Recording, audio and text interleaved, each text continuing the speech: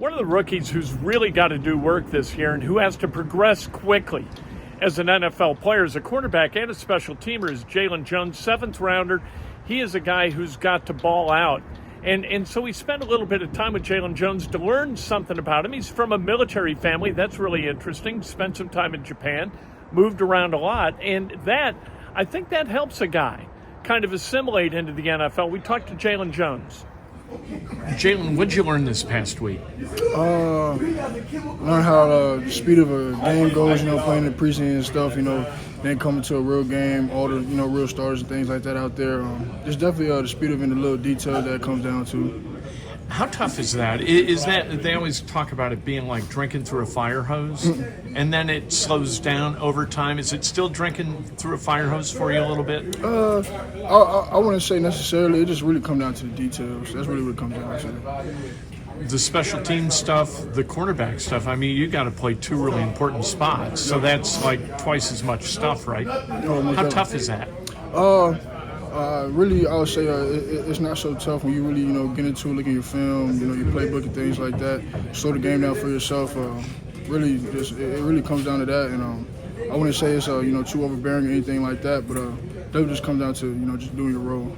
Yeah, a lot of young guys in the secondary. How much do you guys rely on Kenny to coach you up? I'm about to say, we rely on him big. You know what I'm saying?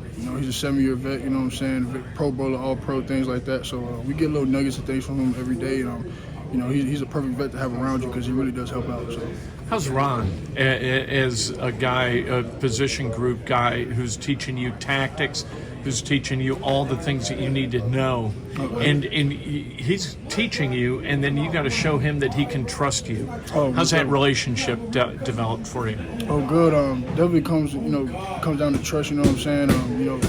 Coach Miles, he's been in this game for a very long time. He's definitely an OG in the NFL game. You know what I'm saying? So.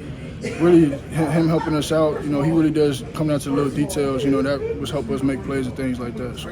You seem to be a guy in camp who went hard every single rep, whenever you guys were on the field, you were going 110%. Was that a focus for you? It was definitely a focus. I wanted to show all my abilities, things like that.